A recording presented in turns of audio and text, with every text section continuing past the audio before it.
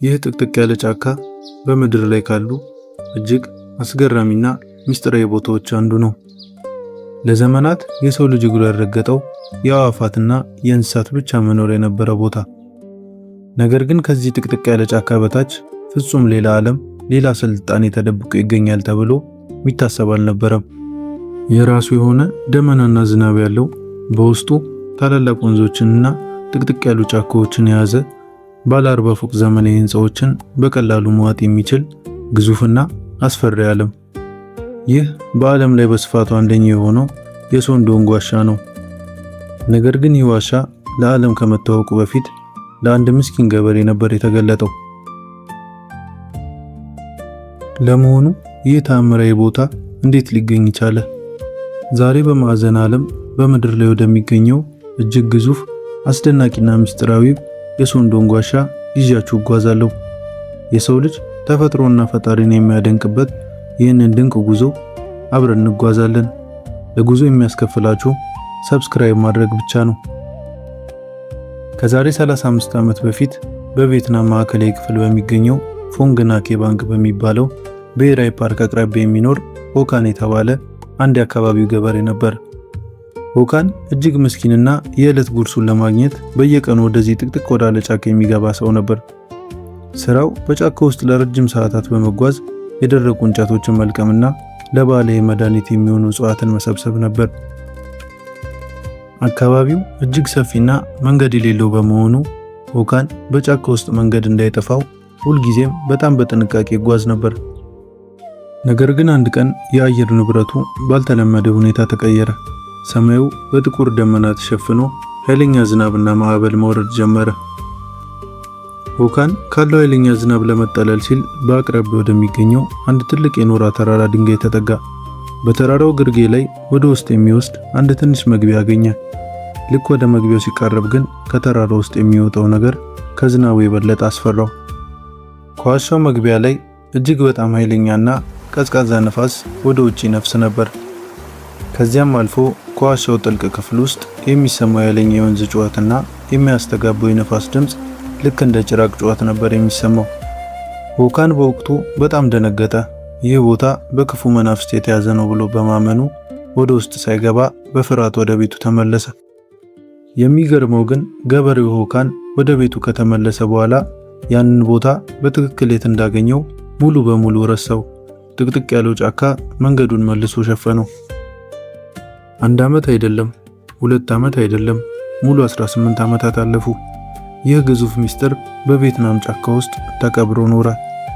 ነገር ግን በ2009 ዓመተ ምህረት የብሪታንያ ዋሻ ተመራማሪዎች ወደ አካባቢው መጡ። የሆካንን የድሮ ታሪክ የሰሙት እነዚህ ተመራማሪዎች ገበሬውን ድጋሚ ያነጋግረው ያንን የጠፋ ዋሻ እንዲፈልግ አነሳሱት። ከቀናት አድካሚ ፍለጋ በኋላ ሆካንና የብሪታንያ ተመራማሪዎች ያንን አስፈሪና የንፋስ ድምፅ የሚያወጣውን የዋሻ አፍ ድጋሚ ያገኙት። ተመራማሪዎቹ ገመዳቸውን አስረው ወደ ጥልቁ ጨለማ መውረድ ሲጀምሩ ግን በዓለም ታሪክ ታይቶ የማይታወቅ ታላቅ ግኝት ከፊታቸው ይጠብቃቸው ነበር። የብሪታንያ ተመራማሪዎች በገመድ ታስረው ወደ ሶንዶንግ ዋሻ ጥልቀት መውረድ ሲጀምሩ መጀመሪያ የገጠማቸው ነገር ፍጹም ጨለማና ጆሮን የሚያደነቁር የውሃ ጩኸት ነበር። የእጅ ባትሪዎቻቸውን አብርተው ወደ ታች ሲመለከቱ በዋሻው ወለል ላይ በከፍተኛ ፍጥነት የሚፈስ ራኦቶንግ የተባለ አስፈሪ የከርሰ ምድር ወንዝ አገኙ። ይህ ወንዝ ተራ የውሃ ፍሰት አይደለም። ላለፉት ከ2 እስከ 5 ሚሊዮን በሚቆጠሩ ዓመታት ውስጥ ይህ ኃይለኛ ወንዝ ተራራውን በውስጥ በኩል እየሰረሰረና ጠንካራውን የኖራ ድንጋይ እየበላ ዛሬ የምናየውን ግዙፍ ዋሻ የፈጠረው ዋናው የተፈጥሮ መሐንዲስ ነው። ሳይንቲስቶቹ የያዟቸውን እጅግ ዘመናዊ መብራቶች ወደ ላይና ወደ ጎን ሲያበሩ ግን ያዩት ነገር ከአእምሮ በላይ ሆነባቸው። የዋሻው ግድግዳዎችና ጣሪያ ማለቂያ የሌላቸው ይመስሉ ነበር። በመጨረሻም በዘመናዊ የሌዘር መለኪያ መሳሪያዎች ተጠቅመው የዋሻውን ስፋት ሲለኩ ዓለም በአንድ የደነገጠ። የሶንዶንግ ዋሻ ርዝመት 9 ኪሎ ሜትር አካባቢ ሲሆን ስፋቱ 200 ሜትር፣ ቁመቱ ደግሞ ከ150 ሜትር በላይ መሆኑ ተረጋገጠ። ይህ ማለት በማንኛውም የዋሻው ክፍል ውስጥ ባለ 40 ፎቅ ዘመናዊ ሰማይ ጠቀስ ህንፃዎችን በረድፍ መገንባት ይቻላል። እንዲሁም አንድ የቦይንግ 747 አውሮፕላን ክንፎቹን ሳያጥፍ እዚሁ ዋሻ ውስጥ በነፃነት መብረር ይችላል።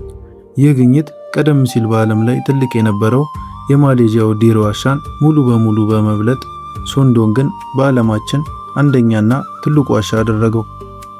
ነገር ግን ተመራማሪዎቹን ይበልጥ ያስደነገጣቸው የዋሻው ስፋት ብቻ አልነበረም።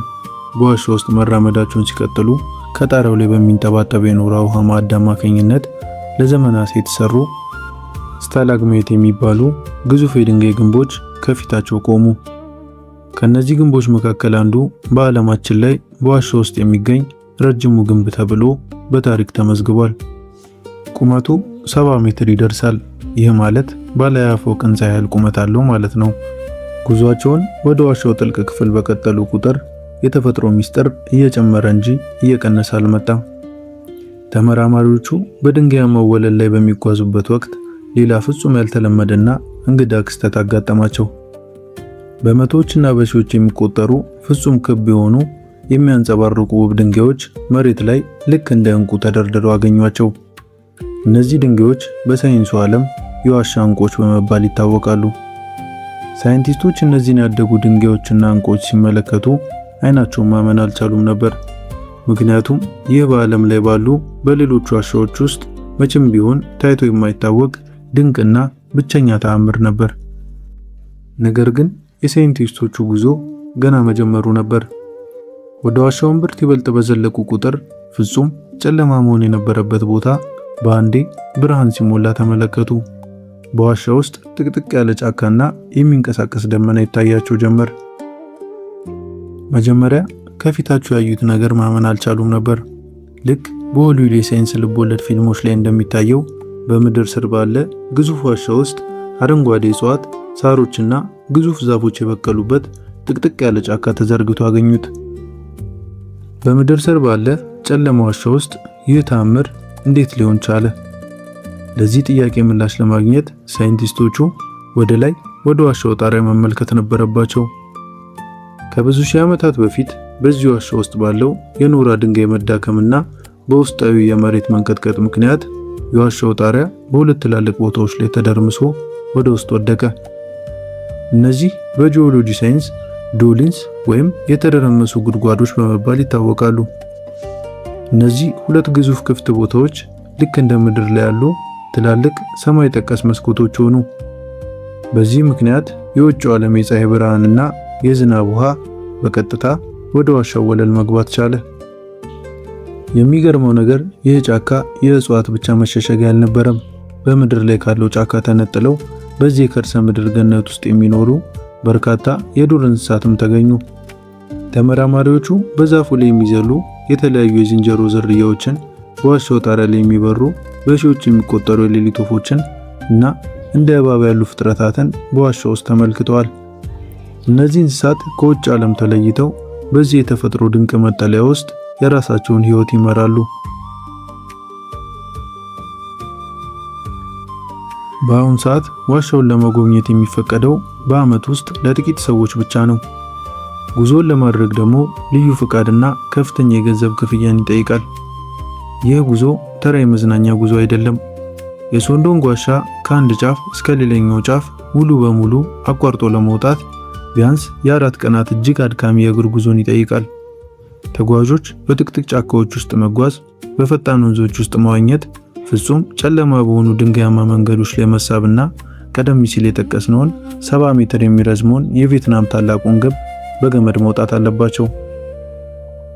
ለዚህ ነው ይህ ዋሻ ዛሬም ድረስ ተፈጥሮ ለሰው ልጅ ከደበቀቻቸው እጅግ ውብና ንጹህ ሚስጥሮች መካከል አንዱ ሆኖ የቀጠለው። የሶንዶንግ ዋሻ ግኝት በምድር ላይ ገና ያልተረገጡ፣ ያልተመረመሩና የሰው ልጅ ሊደርስባቸው የማይችሉ ታላላቅ ሚስጥሮች መኖራቸውን ትልቅ ማረጋገጫ ነው። ፍጹም ተለይቶ የኖረው ይህ ምድር ስር ያለ ዓለም የተፈጥሮን ታላቅነትና አስደናቂ ጥበብን በግልጽ ያሳየናል።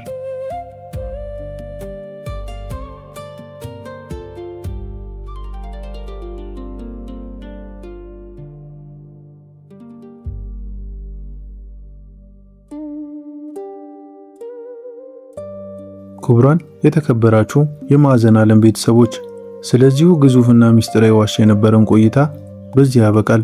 ተፈጥሮ በውስጡ የሸሸገቻቸው መሰል አስገራሚ፣ አስፈሪና እውነተኛ ታሪኮችን ሁልጊዜ እንዲደርሷችሁ ቪዲዮን ላይክ ማድረጋችሁ እንዳትረሱ። እንዲሁም አዲስ ከሆናችሁ ቻናላችንን ሰብስክራይብ በማድረግና የደወል ምልክቷን በመጫን የማዕዘን ዓለም ቤተሰብ ይሁኑ። በቀጣይ ቪዲዮ በሌላ አስገራሚ ታሪክና ሚስጥር እስከምንገናኝ ድረስ ቸር ያቆየን።